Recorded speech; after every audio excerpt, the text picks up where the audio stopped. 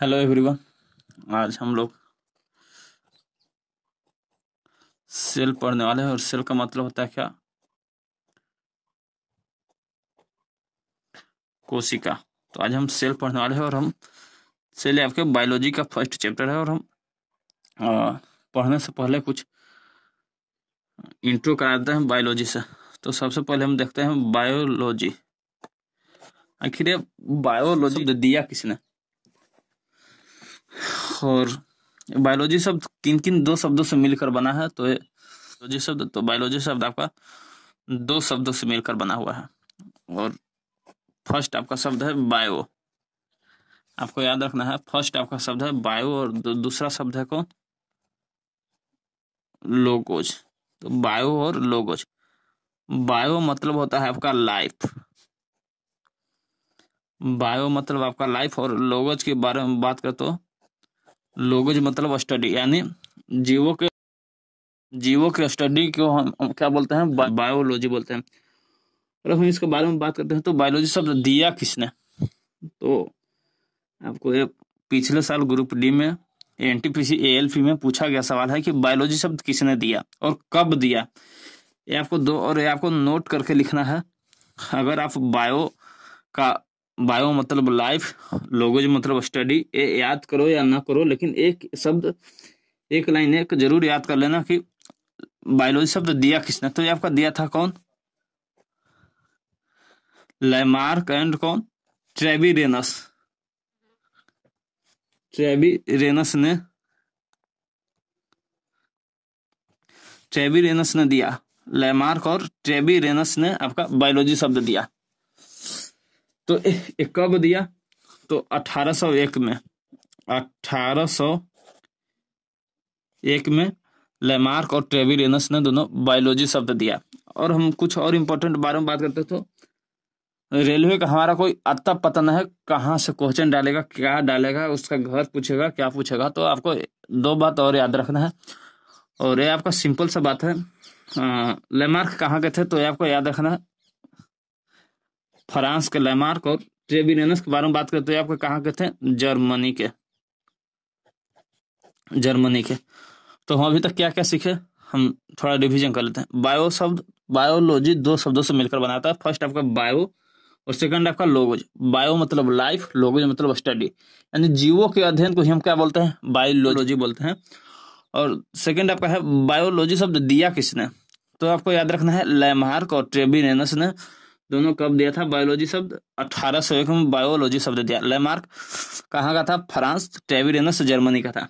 और अब हम बात करते हैं कि जैसे किसी बच्चा का जन्म होता है तो उसका कोई ना कोई फादर होता है, उसी तरह बायो का पिता कौन है?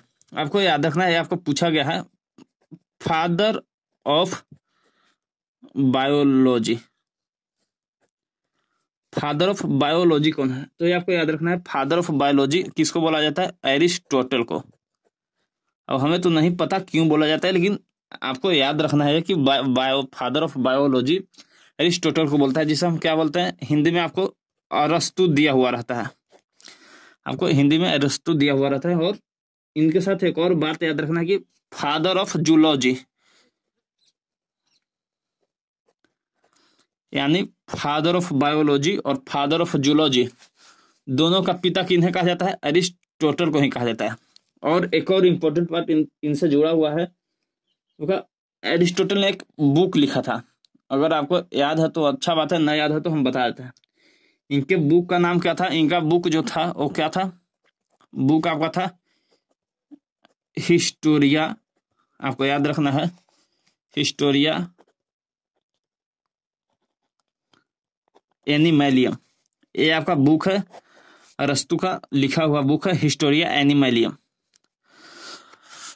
तो आपको याद कैसे रखना है? और एक इसी हिस्टोरिया से ही स्टार्टिंग से नेम है, एक और बुक का नाम है और किसी दूसरे के द्वारा लिखा गया है, तो अभी हम बात करेंगे। तो थोड़ा सा आपको परेशानी होगा याद करने में, तो आपको याद कैसे करना है? हिस्टोरिया एनिमैलियम।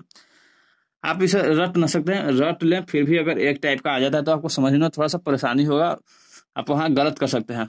तो इसको याद कैसे रखना है? आपको याद रखना है एरिस्टोटल है ना, एरिस्टोटल है तो ए और एनिमलिया।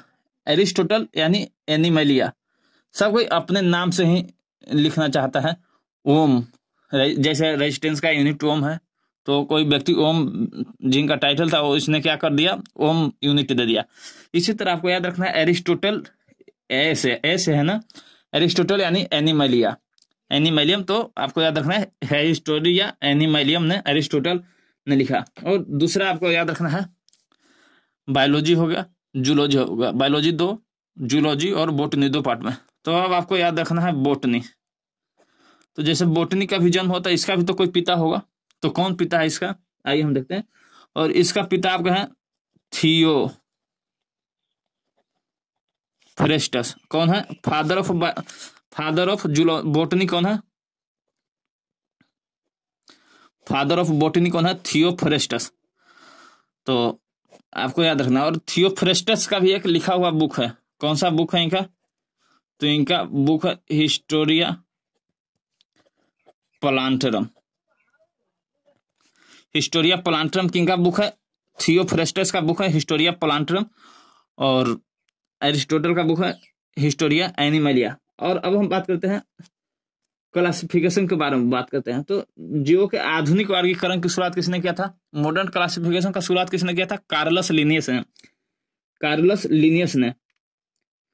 तो यहां से आपको याद रखना कि द्विजगत सबसे पहले आया था, जिसने किसने दिया था? कार्लस लिनियस ने।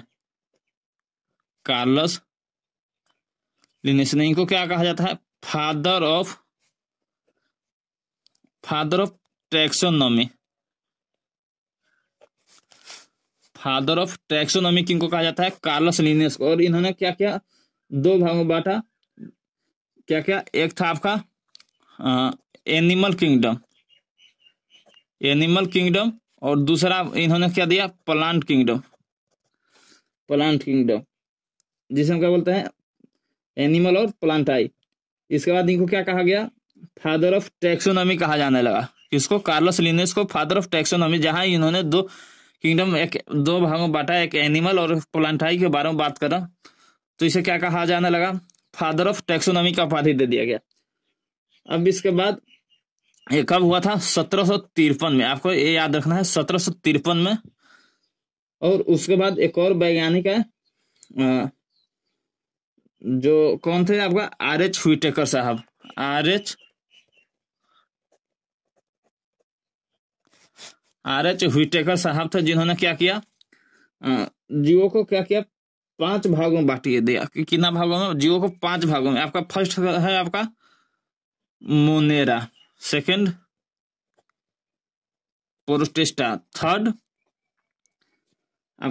था फंगी, फोर्थ आपका था प्लांटाई,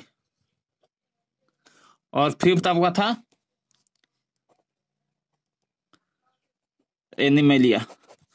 तो ये आपका था R.H. व्हिटेकर के द्वारा दिया गया। कौन? मोनेरा, प्रोटिस्टा, फंगी, प्लांटाई और एनिमलिया। प्लांटाई और एनिमलिया को तो आपको तो दिख रहे हैं। एक कार्लस लिनियस का दिया गया है। क्या किया? R.H. व्हिटेकर ने भी अपना ऐड कर लिया, और इन्होंने और 3 नया कौन दिया? मोनेरा, प्रोस्टेटा और फंगी। तो ये सब के बारे में हम डिटेल में एक वीडियो बनाएंगे और वहां हम देखेंगे। आज के लिए नहीं, और नेक्स्ट वीडियो में हम आपका सेल का स्टार्ट करने वाले हैं। चलिए हम शॉर्ट रिवीजन में आपको देख लेते हैं।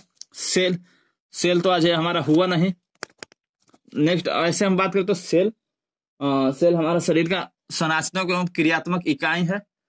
Cell is a functional structural unit of life. इन्होंने सेल को सबसे पहले खोजा किसने था? तो 1665 में। आपको याद रखना है, ईस्वी भी आजकल पूछा जाने लगा है रेलवे के एग्जाम में, इसलिए आपको याद रखना है 1665 में रॉबर्ट हुक ने। कौन खोजा था? रॉबर्ट हुक ने 1665 में खोजा था। और डेड सेल था, आपको याद रखना है, डेड सेल था। उसके बाद अगर लिविंग सेल के बारे में बात करें तो किसने खोजा था? 1674 में एंटनी वेन लीवेनहॉक ने, जिसने बैक्टीरिया का खोज किया था। और उसी के कारण था कि एंटनी लीवेनहॉक को फादर ऑफ बैक्टीरियोलॉजी भी कहा जाता है। तो चलिए आज के लिए इतना ही था। याद रखना है बायोलॉजी शब्द 2 शब्दों से मिलकर बना है, एक बायो और एक लोगोज। बायो मतलब लाइफ और लोगोज मतलब स्टडी, मतलब जीवों के अध्ययन को ही हम लोग क्या बोलते हैं? बायोलॉजी बोलते हैं। और उसके बाद आपका बायोलॉजी शब्द दिया किसने? तो दिया था कि कौन? लैमार्क और ट्रेविरेनस ने। अगर आपको याद होता यहाँ भी थोड़ा प्रॉब्लम होता है कि लेमार्क और ट्रेविडियनस कहाँ के थे। अगर आपको मन में कभी आ जाए कि लेमार्क जर्मनी और ट्रेविडियनस फ्रांस, तो इस तरह से याद रखना है आपको।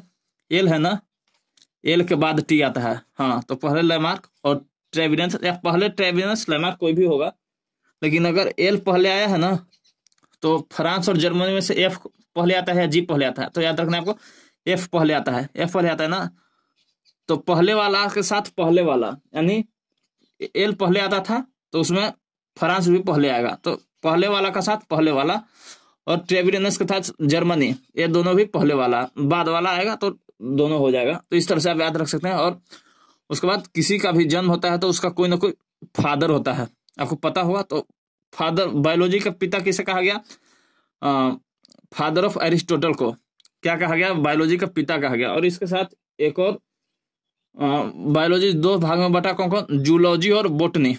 जूलॉजी और बोटनी, तो जूलॉजी का पिता भी किन्हें कहा गया? एरिस्टोटल को ही कहा गया फादर ऑफ जूलॉजी। और एक बुक है एरिस्टोटल का लिखा हुआ, इनका बुक का नाम क्या है? हिस्टोरिया एनिमैलियम। कौन कौन? हिस्टोरिया एनिमैलियम। और इसके बाद एक और साहब है, थियोफ्रेस्टस साहब, जिन्हें क्या कहा गया? फादर ऑफ बोटनी है। यहाँ तो क्या कहा गया? बोटनी का पिता इन्हें बना दिया गया। और इनका बुक था हिस्टोरिया प्लांटर। तो आप लोगों को अगर वीडियो समझ में ना आया है तो कमेंट करें, हम फिर से वीडियो बनाएंगे। तो चलिए आज के लिए नहीं, थैंक यू।